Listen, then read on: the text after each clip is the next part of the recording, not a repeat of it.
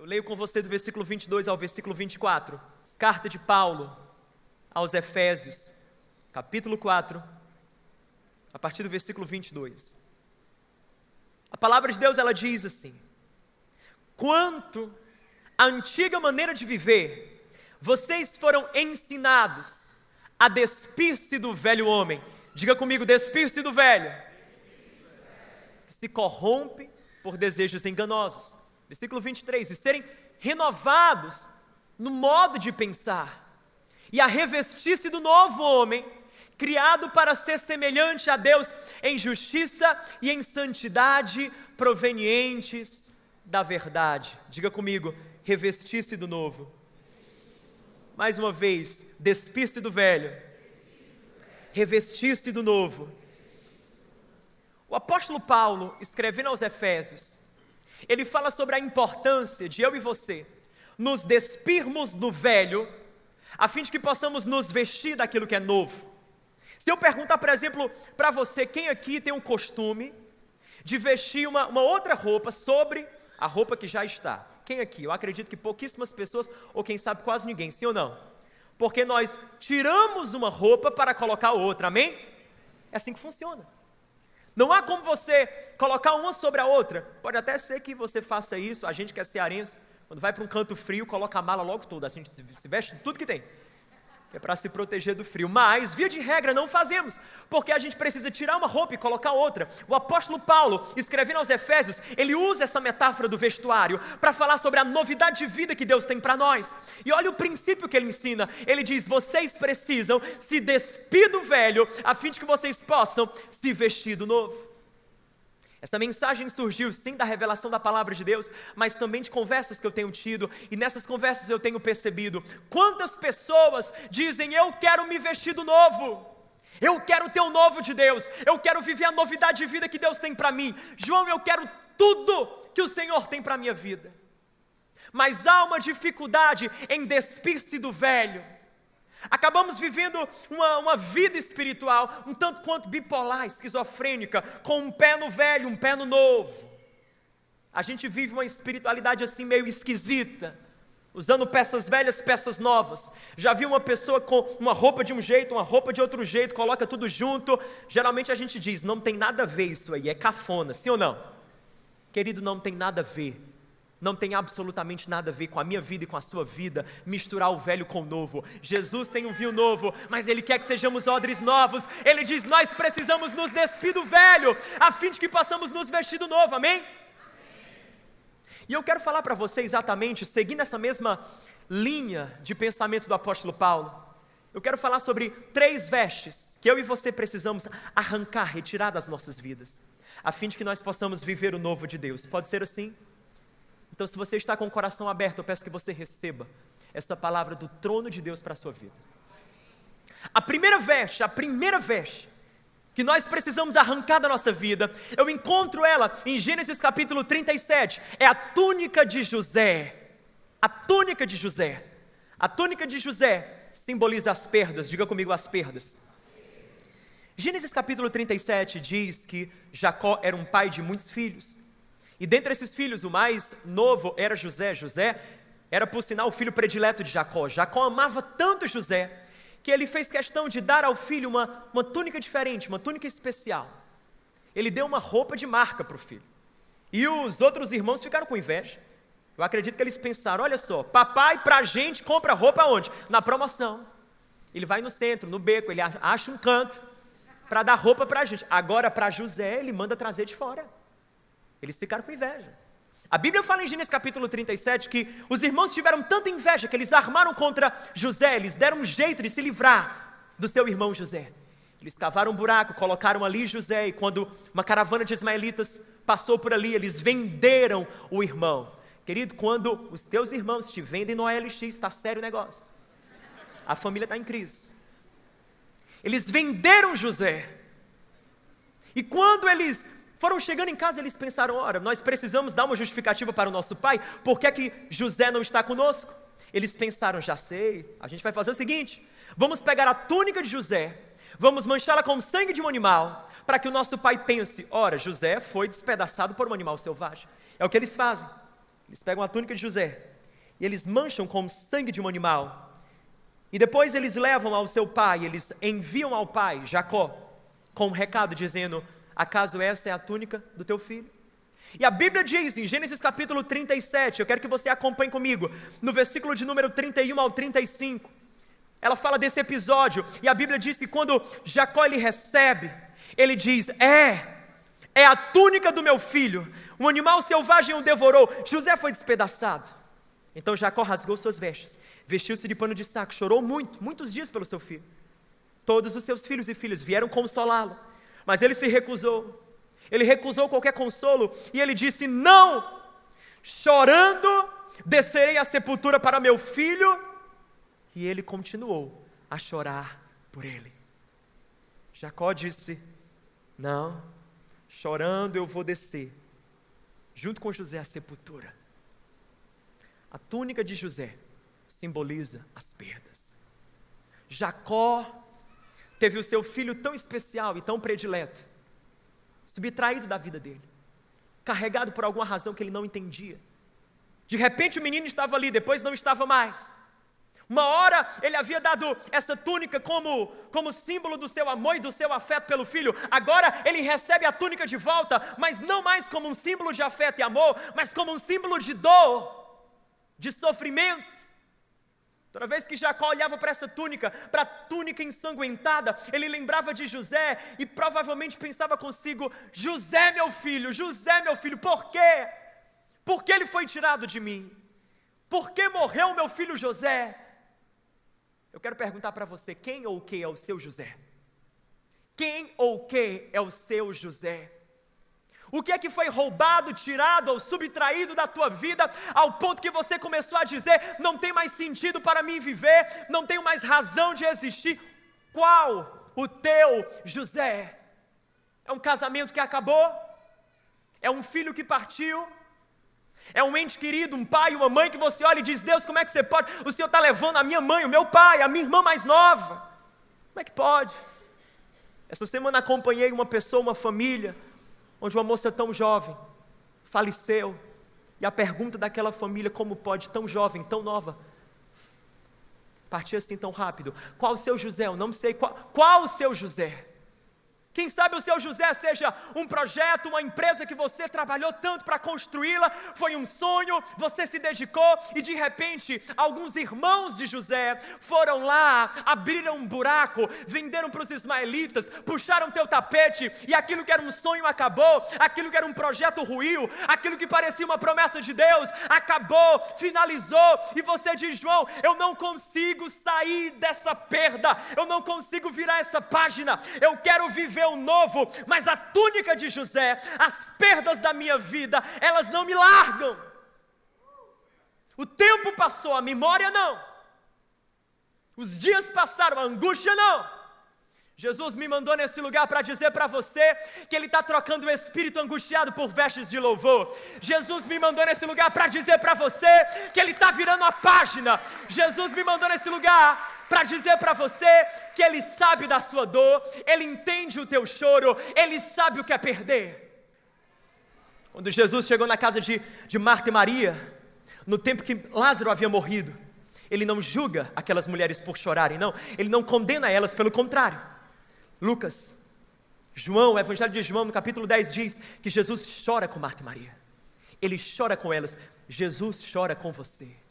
Essas perdas foram dolorosas para você, também foram para o Senhor, porque eu aprendo na Bíblia Sagrada que o meu Deus não é um Deus que assiste a minha dor, é um Deus que sofre comigo. Ele sabe o que é perder, porque Ele perdeu o Filho dele na cruz do Calvário. Deus sabe, querido, o que é perder. O José do pai tem nome: Jesus de Nazaré. Qual o nome do seu? Ele sabe o que é perder. Ele chora com você, Ele sente a sua dor, mas Ele também diz para você: eu quero dar poder para você vencer essa dor, porque existe o tempo do luto, o tempo do pranto, o tempo do chorar. Como o salmista diz, a dor, o sofrimento, as lágrimas, elas duram uma noite, mas a alegria vem pela manhã. A alegria vem pela manhã.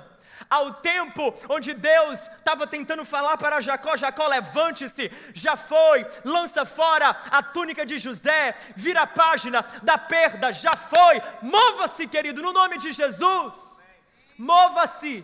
Há coisas que Deus só vai restituir na nossa vida quando nós aprendermos a largá-las. Escuta uma coisa, e quando José, ele estava com aquela túnica, a túnica do seu pai, José, quando ele estava com a túnica do papai, ele era o irmão invejado por todos. Quando a túnica foi arrancada dele, a história caminha, e lá na frente, em Gênesis 41, quando ele se torna governador do Egito, Faraó providencia uma veste nova para ele. A Bíblia diz que Faraó coloca um anel no dedo dele, e a Bíblia diz que Faraó coloca vestes de linho sobre ele. Sabe o que é isso? José precisou largar a túnica antiga para receber as vestes novas.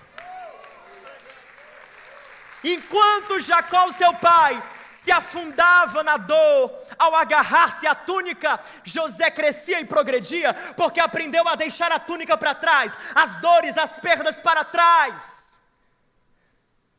Deus está falando com você.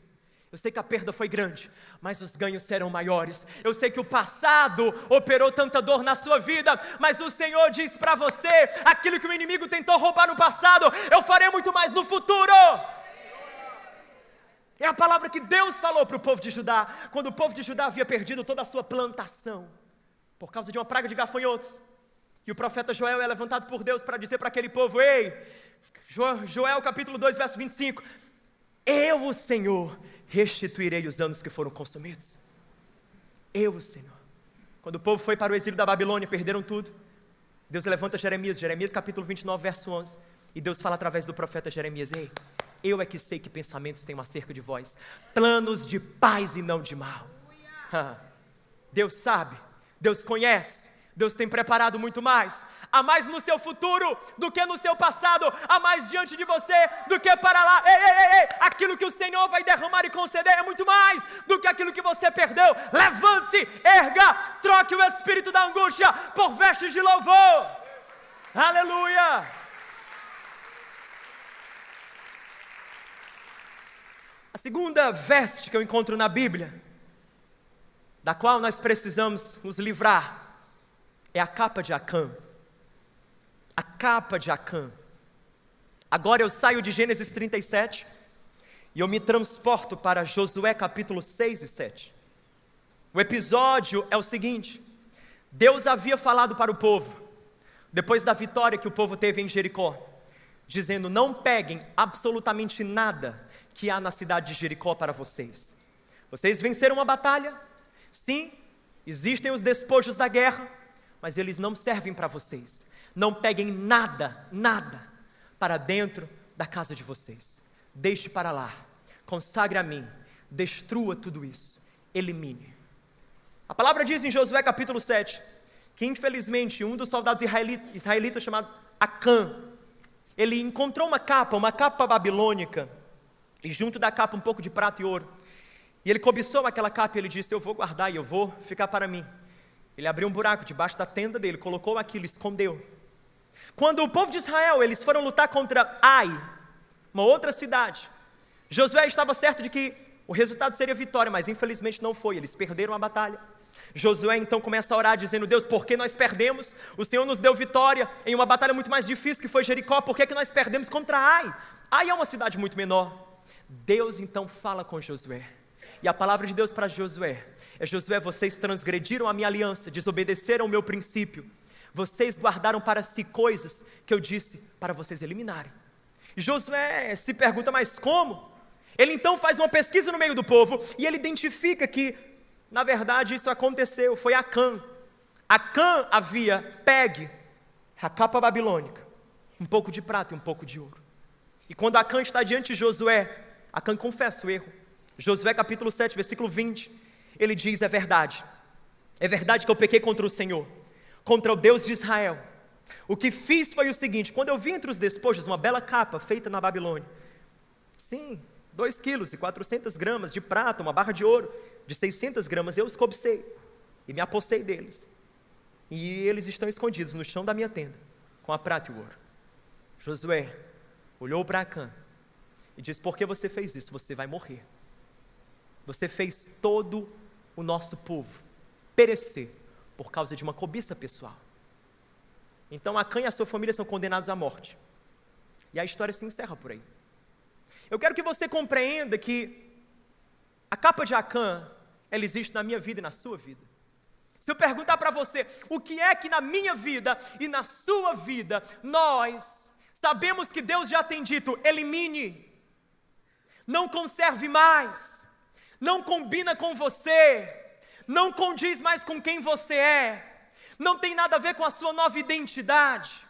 O que é que Deus já tem dito? Livre-se dela, não tome para você, é normal para as pessoas, mas não para você, porque você não vive segundo o normal, você vive segundo o padrão. O que é que Deus já tem dito? Elimine, não guarde, e você tem dado um jeito de abrir um buraco debaixo da tenda e discretamente acomodar na sua vida. O que é que o Senhor tem dito? Livre-se, não tenha mais, dê um jeito de arrancar, de extirpar da sua história, e você tem dado um jeito de conviver com isso, de acomodar isso na sua vida. O que é que, quem sabe, você tem dito assim, isso é uma besteira, esse princípio, isso é uma tolice, uma besteira. Penso eu que Acã provavelmente pensou isso. Ele disse, eu não posso pegar nada, eu sou um soldado, lutei por isso, venci essa batalha, foi o meu sangue, o meu suor, eu não posso pegar nada. Ninguém vai ver, ninguém vai nem perceber. Eu vou pegar essa capa aqui para mim, tão bonita, eu vou tomar um pouco de prata e ouro, eu vou guardar comigo. Ele subestimou os princípios de Deus. Ele subestimou os princípios de Deus. Porque o pecado é exatamente assim nas nossas vidas. Naquele momento, no instante, no segundo, apenas vemos os ganhos, não conseguimos ver as perdas. O pecado naquele momento, no momento da tentação, nos mostra apenas aquilo que vamos experimentar, aquilo que a todo tempo se perguntando, até que ponto eu posso continuar conservando essa capa na minha vida, sem violar minha aliança com Deus, até onde posso ir, até que limite eu posso caminhar. Será que há um jeito de continuar com isso aqui, guardado, no fundo da minha tenda?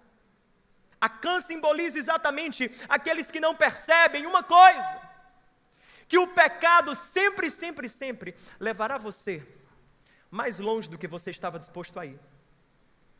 O pecado sempre, sempre vai te segurar muito mais do que você estava disposto a ficar.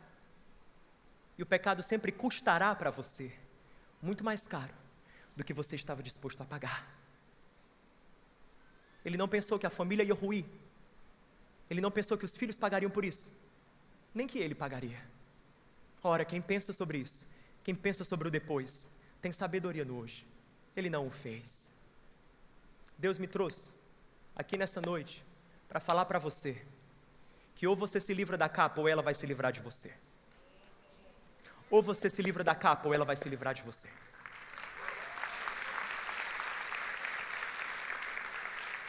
Ou você se livra da capa, ou ela vai se livrar do seu casamento. Ou você se livra dela, ou ela vai se livrar do seu caráter. Ou você se livra dela, ou ela vai se livrar do seu coração. Ou você se livra dela, ou ela vai se livrar da sua fé. Ou você se livra dela, ou ela vai se livrar do teu ministério, do teu chamado, do teu potencial, do propósito de Deus para a sua vida. Ou você se livra dela, ou ela se livra dos teus filhos, da tua casa, dos teus projetos, dos teus sonhos. Ou você se livra dela, ou ela se livra de você. Porque se você não matar a carne mata você. A capa de Acã. Qual a nossa capa? Há um texto em Josué 7, uma frase de Deus que me chamou a atenção. Deus falando com o povo através de Josué. Olha o que Deus fala. Josué capítulo 7, versículo 13. Nessa história, nesse episódio, Deus diz assim a Josué: vá, santifique o povo. Diga-lhes, santifiquem-se para amanhã, pois assim diz o Senhor Deus de Israel: há coisas consagradas à destruição no meio de vocês, ó Israel. Será que você pode ler essa última frase comigo? 3, 2, 1. Vocês não conseguirão resistir aos seus inimigos, enquanto não as retirarem. Mais uma vez. Vocês não conseguirão resistir aos seus inimigos enquanto não as retirarem. Só mais uma vez. Vocês não conseguirão resistir aos seus inimigos enquanto não as retirarem. Nós não conseguiremos vencer o nosso inimigo até que retiremos essas capas. Porque elas servem de ponto de apoio para o agir dele nas nossas vidas. Remova ela. Livre-se dela antes que ela se livre de você. Fala para quem está perto de você: livre-se dela antes que ela se livre de você. Terceiro ponto que eu queria que você guardasse, a terceira veste, a túnica de José, que representa as perdas, diga as perdas. A capa de Acã, que representa o pecado, diga o pecado. Por último, o manto de Bartimeu, que representa o passado, digo o passado. Eu agora saio de Josué capítulo 6 e 7 e vou para Marcos capítulo 10, o Evangelho segundo Marcos. Ele fala que Jesus estava passando por uma cidade chamada Jericó. E ao passar por Jericó, um cego estava à beira do caminho. O nome do cego, Bartimeu. Além de cego, ele era mendigo. Ele estava obviamente esperando por esmolas. Era isso que um cego e também mendigo faria. Ficava à beira do caminho, esperando por esmolas. Quando Jesus passa e Bartimeu ouve falar que é Jesus quem está passando, ele começa a gritar: Jesus, filho de Davi, Jesus, filho de Davi, tem misericórdia de mim. E Jesus escuta o clamor dele, porque Jesus tem essa mania de escutar o nosso clamor. Deus sempre está a um clamor de distância. Quando Bartimeu clama e Jesus escuta, ele responde, dizendo para os discípulos: me tragam ele. Os discípulos vão. Discípulos que a princípio queriam calar Bartimeu. Mas depois que Jesus falou que era para levar Bartimeu à presença dele, eles obedeceram. Os discípulos foram. Falaram: Bartimeu, você precisa ir lá, porque Jesus está te chamando. E a Bíblia fala, Marcos 10, versículo 50. Marcos capítulo 10, versículo 50. O que acontece quando Bartimeu escuta a solicitação dos discípulos? O Bartimeu, ele fala naquele momento, lançando sua capa para o lado, Marcos 10, verso 50, de um salto pôs-se de pé e dirigiu-se a Jesus, lançando sua capa para o lado, de um salto pôs-se em pé, dirigiu-se a Jesus. A capa de Bartimeu, a capa que o mendigo usava, significava o protetor dele para o frio da noite, o cobertor que guardava a pele dele do calor do dia, daquele calor da Palestina.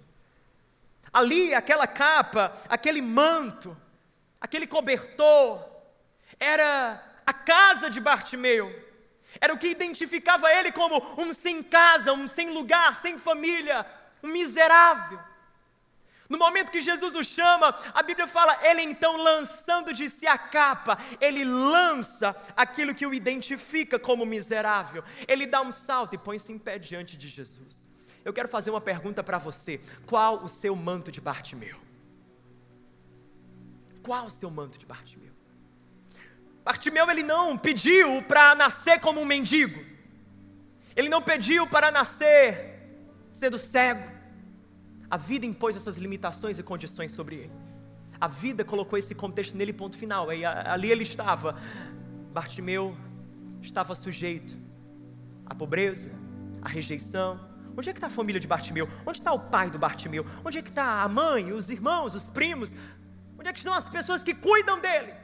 Ele só tem pessoas que dão esmola, não tem ninguém que o ama, não tem ninguém que o abrace.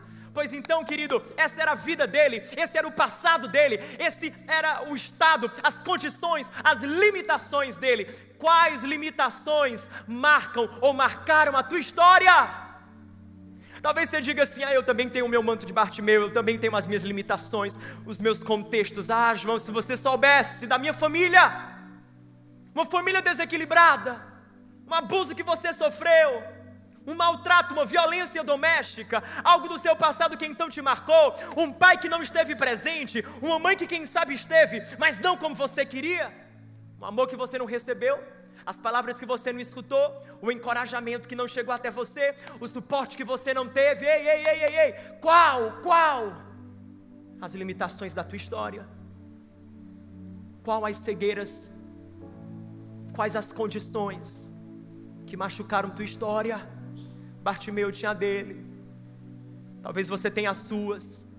E a nossa tendência muitas vezes é nos agarrar a esse manto do passado. E é por isso que a gente não consegue viver o novo, porque a gente não vai se despindo do velho, a gente se agarra a ele, a gente fica nesse estado de auto-vitimação, autocomiseração. Ah, João, é o meu passado, é como eu sou, é como fui criado, é esse abuso que sofri, é essa situação que passei, essa violência que aconteceu comigo. É o meu pai, você sabe, E a gente vai se vitimando e se sentindo coitado por aquilo que já foi, quando Deus olha para nós e diz: você é mais do que vencedor em Cristo Jesus. Vire a página, largue aquilo que já foi, largue aquilo que já foi. Escuta uma coisa, você não pode, ao mesmo tempo, sentir pena do seu passado e ter ânimo para o seu futuro. Vou repetir mais uma vez, você não pode, ao mesmo tempo, sentir pena do seu passado e ter ânimo para o seu futuro. Enquanto você sente pena daquilo que já foi, você não consegue ter ânimo para aquilo que virá. Você tem que fazer uma opção, uma escolha, letra A ou B, irmão. Escolhe o que é que você vai marcar. Mata o teu passado para salvar o teu futuro no nome de Jesus. Aleluia! Escuta uma coisa, o nosso passado e o nosso futuro, eles são diametralmente opostos. Você sabe o que é isso? Funciona mais ou menos assim: aquele refletor é diametralmente oposto àquele outro refletor. Isso significa que se eu olho para esse refletor aqui, eu não consigo ver aquele outro, porque ele está exatamente nas minhas costas. Eu consigo ver o que está do lado, não aquilo que está diametralmente oposto a ele. Se eu olho para aquele outro refletor, eu não consigo ver esse que está aqui atrás. Não consigo. São diametralmente opostos. Enquanto você olha para o teu passado, você não consegue enxergar o teu futuro. Enquanto você olha para esse abuso, enquanto você olha para aquilo que já foi, enquanto você olha para aquilo que não deu certo, enquanto você olha para esses fracassos, para essas feridas, para esses machucados, para essa rejeição, você não consegue ver o seu futuro. Mas quando você começa a olhar para o seu futuro, quando você começa a colocar os seus olhos naquilo que virá, quando você olha fixamente para o autor e consumador da nossa fé, Hebreus 12, que é Cristo Jesus, quando você olha para o seu futuro, você fica cego para o seu passado.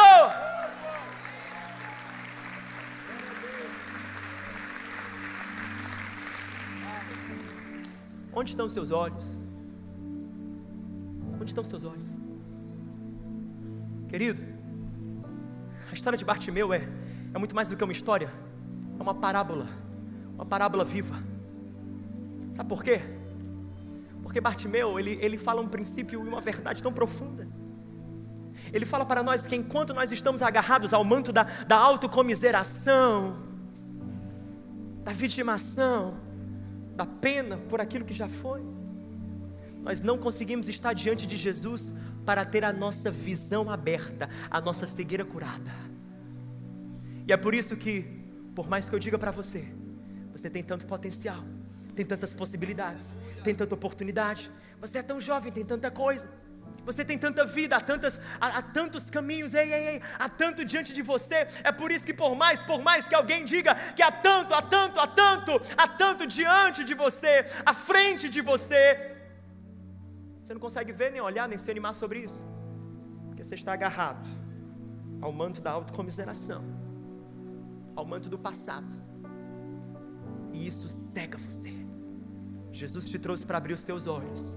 Jesus te trouxe esse lugar para abrir os seus olhos e para dizer para você: ei, eu tenho mais adiante do que atrás. Eu tenho muito mais para fazer daqui para frente do que aquilo que o inimigo tentou destruir daqui para trás. Muito mais. Muito mais. Eu encerro essa mensagem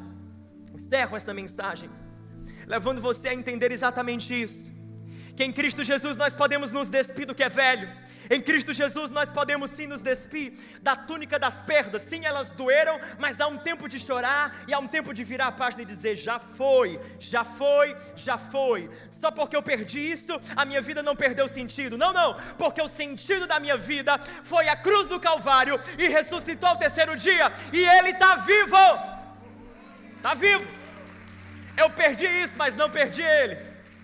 Eu perdi isso, mas não perdi Ele. Ele venceu a morte, Ele passou pela tumba e Ele está sentado no trono de glória. Ele é o meu sentido.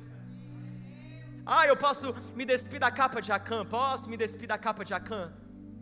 Esse entretenimento do momento que está me segurando, me prendendo, me aprisionando, para que eu não viva as promessas do futuro. Eu quero declarar uma palavra profética para pessoas aqui nessa noite. Largue essa capa antes que ela largue você. Desfaça da sua vida essa capa antes que ela se desfaça de você.